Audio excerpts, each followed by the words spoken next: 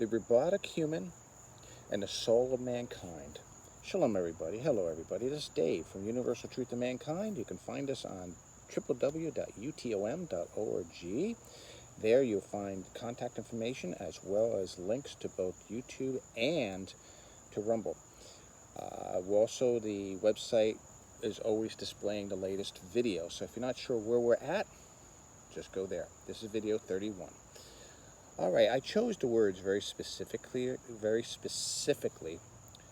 using the robotic human and the soul of mankind. I chose the words human and mankind very specifically. Mankind and human mean two different things from a biblical standpoint, point of view. Firstly, a human is a physical thing. It's like a species, Homo sapiens sapien, which is what we are. Our species has only existed for about 90 to 100,000 years, as best known. But the human race itself goes back far, far further. There's even some saying a few million years. But we have to understand there's a difference between our physical selves and the soul. Now, the soul, I say mankind, because technically speaking, biblically speaking, and I hate to say this only because it's an English word, but Adam, which is usually means man, is existent because they're in the image of God. That image is there because of the soul. So if you don't have a soul, then you're simply a human. All right, that's what I'm trying to say here. And hopefully it makes sense as I go on. So, robotic. Why do I use that word robotic? Because as a species, like an animal, like a dog, a cat, a chicken, and so on, they only do what they're programmed to do. In a real sense, we're robots. All of us. We're biomechanical robots. If we take the soul out of the picture. We have instincts, but our instincts are our programming. Our activities are our programming. What we do is based upon survival instinct. So as an animal, which is what I'm really talking about when I say robotic human, as an animal, we can't perceive anything beyond our programming. So when we take a look at the Bible, or I should say the Hebrew Scriptures, we find approximately 6,000 years ago, man went through a major transition. And what was this transition? We'll cover that in a moment. Before that time, man was more or less a machine. In a sense, we really are still a machine. Let me explain how we're machines. Okay. We breathe. Our heart pumps. We do this automatically. That's a programming. Someone gets up in the morning and says, oh, I need my coffee. They get up 6 o'clock every morning. By 6:30, they have a drink of coffee. By 7:30, they have their breakfast. And by 8, they take off to work. By 9, they're at work. You see what I'm saying? Routine. Routine is a programming. So we're very programmable. Now, of course, that program can change, and that's true even with a dog. Now, my daughter has a horse that used to be in the field where the horse had to contend with other horses to eat. Now he's in a field, I forget how many acres, like 10 acres by himself. Well, not by himself, with one other horse. And there's no aggression, but he eats like there's no tomorrow. He hasn't relaxed. His programming taught him, get up, get the food before anyone else gets it. Compete for it, fight for it. So he has to deprogram. He has to reprogram. He has to program to his new environment. So our environment programs us accordingly. And really, that's the way we live our lives. We're very robotic in our nature. So then I say, and the soul of mankind. And when I say mankind, I'm talking about Adam. Adam includes females. So we're talking about male and females. And a dom is both male and female at a certain level. But there is a split that takes place where you have both male and female at some point in a parallel arrangement, male and female, equal halves of the mankind, which involves the soul.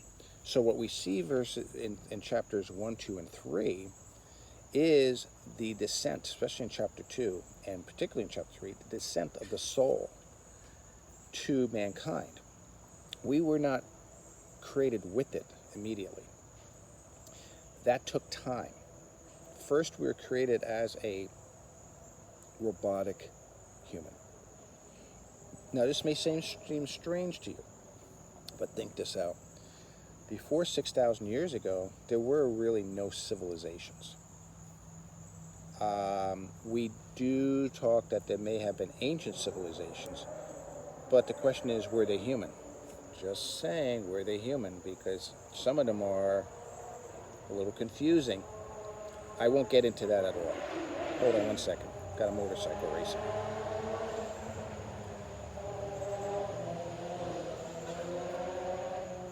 I have to laugh. It's a 25-mile-an-hour street, and they sound like they're going 90. That's all the ego there. So you got the male and the female soul, and the soul was given to us about 6,000 years ago.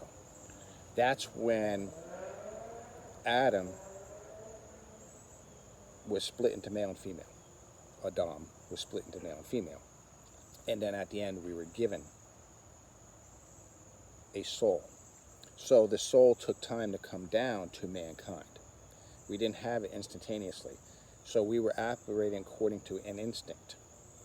So, who were we before? Well, there's a lot of speculation, but it's unimportant. What is important is that we understand that now we do have a soul. Now, the soul was a gift from the Creator. In English, we have only one word for soul. Actually, sometimes you can use the word spirit as well to indicate the soul. But in Hebrew, the soul is divided into 5 pieces. And I'll get to that in a moment as well. So the soul of mankind was given to man to what? Break him out of his programming. His program was specifically physically oriented. So he's given a soul so that he can become spiritually aware. I've talked about this many times. So it's blue in the face. We talked about desire over and over and over again. So we'll be, unfortunately, touching on that just a couple of sentences to pull this all together. Okay. So the soul was given to humans to set us apart from all other creatures. You can look at a horse. The horse does have a soul. A grain of sand does have a soul. A plant has a soul. But these souls are different from humankind. Those souls still do what they're supposed to do. Their programming is still perfected, I guess you can say, to where it is. But the human is not. It's meant to evolve. So the soul was given to man to help evolution, to help us evolve into higher beings, into better beings. Now, you can look around the world and say, well, I don't know if we're doing too well. I understand that. But there are a lot of glimmers of hope out there where you start seeing people are waking up to a soul level. Anyway, so that was a gift that was given to us by the Creator, that soul. Now, as I was talking about a desire, touch on this real quick, then I'm done with desire again. So I'm only putting this in to help pull ourselves right together. The subject matter. Okay, so desire is all we have, when we're ignorant. All right. So desire for something is where you really are ignorant. You may have a tinge of understanding or a tinge of something, but the reality is, desire, because you have the soul, you're reminded of where you came from. Because remember what I said, the soul is the real us. The physical body is not the real us. It's a facade. So when we have that soul, mankind develops a desire to return to its original state. We see within Genesis, near the end of Genesis 2 and chapter 3, we can see a descent taking place of the soul. So once it becomes part of man, now we have an awareness to move up. But it's really a desire. We're given a desire to move up. So because desire is given to us out of ignorance. I don't know where I came from, but I know this is not who I am. So I desire the Creator. I desire to develop. I desire to grow. How do I do that? Through the soul. Now there's 5 levels to the soul.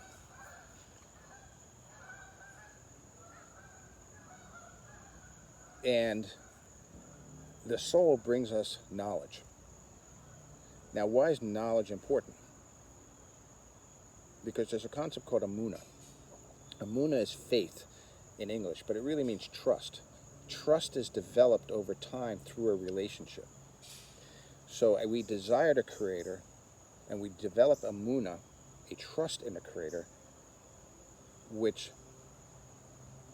brings awareness from the Creator down to us. We become knowledgeable of the Creator. So let's talk about the 5 souls. The first soul is called Nefesh. Nefesh is in the blood.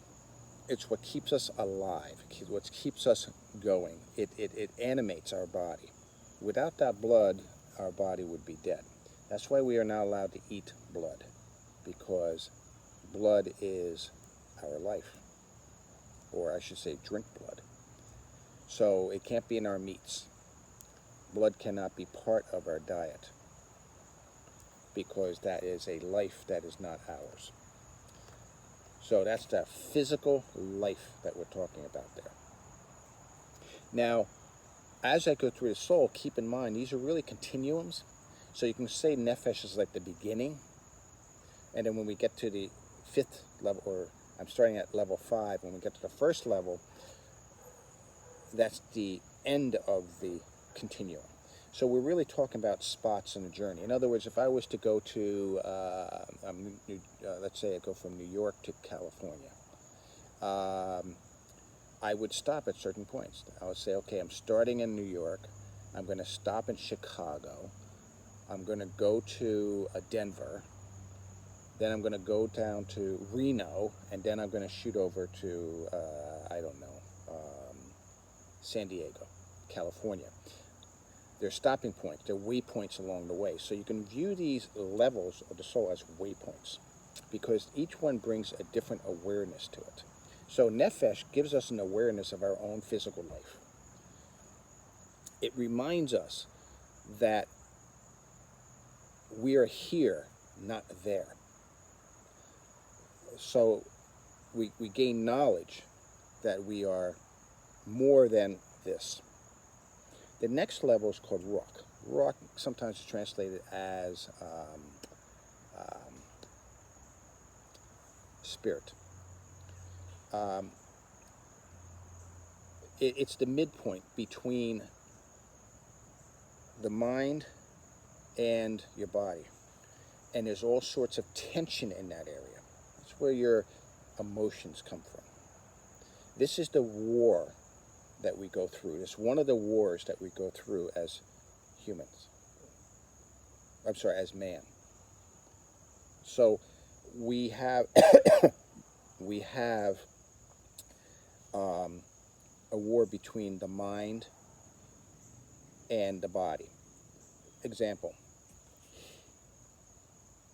Your body would say, oh, let's start with dessert. I love chocolate pudding, so let's start with chocolate pudding. Then we'll have the steak afterwards, where your brain says you eat the steak first and then you have the pudding. So what happens? There's an emotional thing going on there. Your emotions, is the fight between the mind and the physical body, the body's wants and the mind's wants.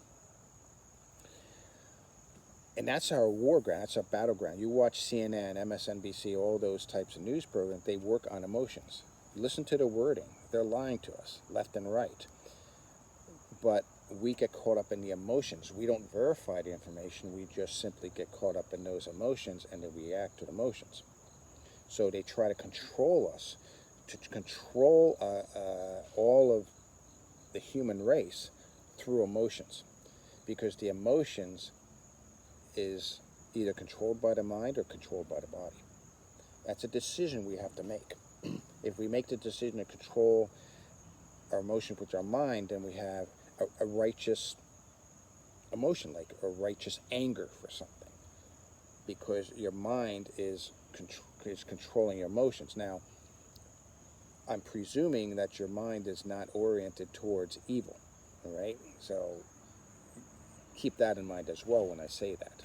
Our next level, which will help bring this together, is called neshama. The neshama is the mind. Now, there's two neshamas. The neshama is split in half. The neshama is the meeting point between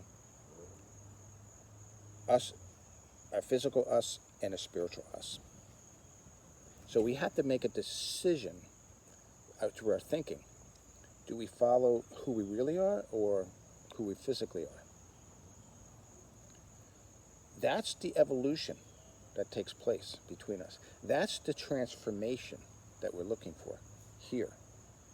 You see a Jewish person wear a tefillin on his head.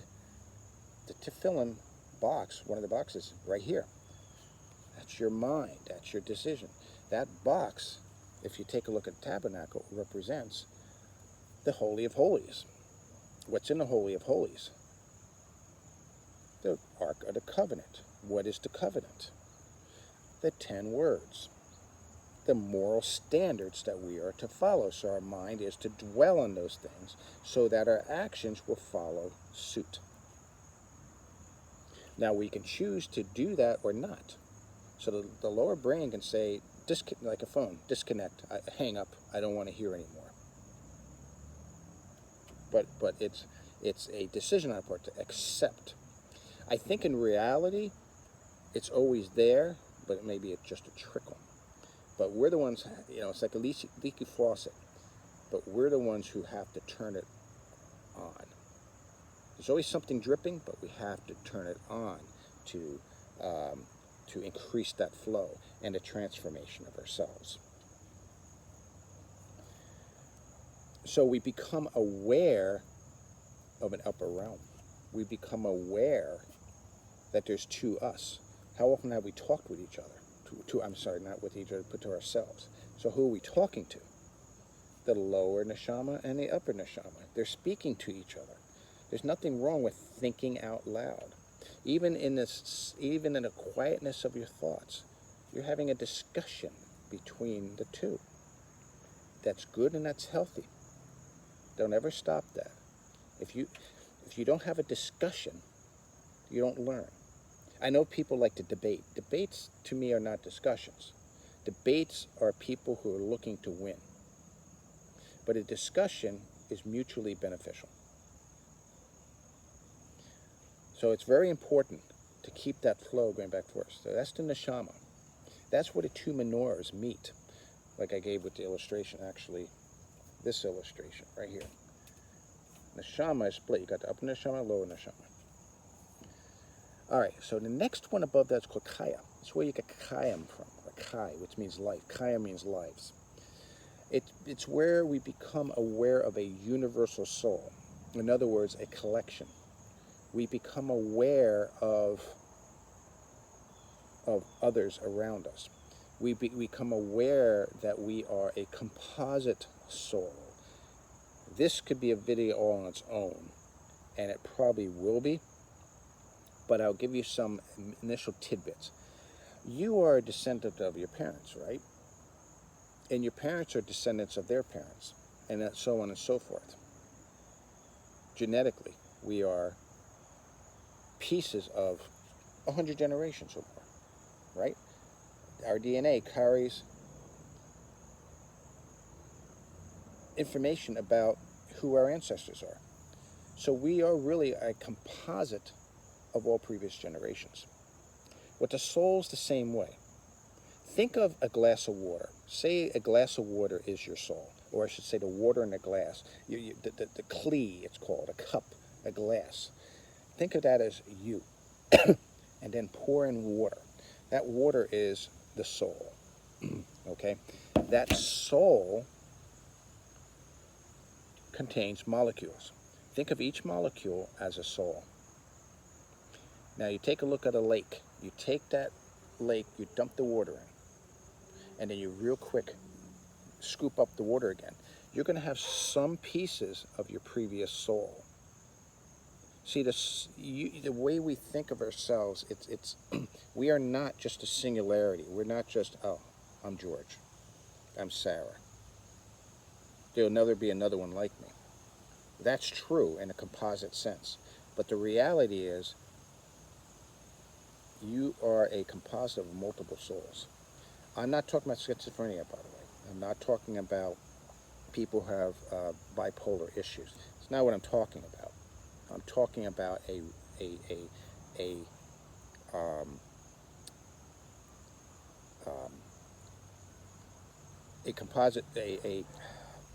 composite soul, many souls come together to create a soul, or pieces of a puzzle that come to create a picture. So you may have many pieces, and maybe those pieces, in a sense, could be interchangeable with other puzzles. But you paint every piece a different color, and then you mix and match them. Each picture is going to be unique. You follow what I'm saying? It's that type of a thought. We've become aware that what we do here impacts other souls. So let's say you have a parent, let's say a father, who was a womanizer. You don't have to follow in their steps, because you do have part of his soul in you. But the Creator's smart enough to interject new souls within you. So your soul becomes unique. And so what happens? Your new soul will say, no, I'm loyal and faithful to that one. And so now the new soul fights and transforms the old soul. You follow what I'm saying? So there's an evolution that takes place. Everything's connected. They're not individual. We're connected. So that's what the Kaya is talking about. Level. There's a lot more we can say. And then above that is the Yakud. That's where it's like an umbilical cord connecting to the placenta. You, in a sense, are nullified. So at one end, you're you're connected to the Creator so closely that you are nothing at that point. And the other end, you're totally physical and non-spiritual. In between is where we learn, gain knowledge, and we have a relationship with the Creator. I know this took a little bit of time, but I'm trying to be thorough with this subject because I don't want people confused. And like I said, be mindful of that. And also, because there's a soul attached to us, our whole life, from a physical to the soul, to the Creator, and in between is all experiential. And through that experience, we gain knowledge. The Creator permits things to happen to us in the physical realm to teach us that there's things in the spiritual realm that we need to become aware of. So that's sometimes why we have good times, and sometimes we have very bad times and very hard times, is because we have to detach ourselves from the physical and become more mentally, get the neshamas working together, so we can learn more about the spiritual realm, so we can bring it down, and through that we transform the world. I hope this all helps, and like I said, if you got questions, please go ahead and ask. And take care and have a great week. Shalom, shalom, everybody.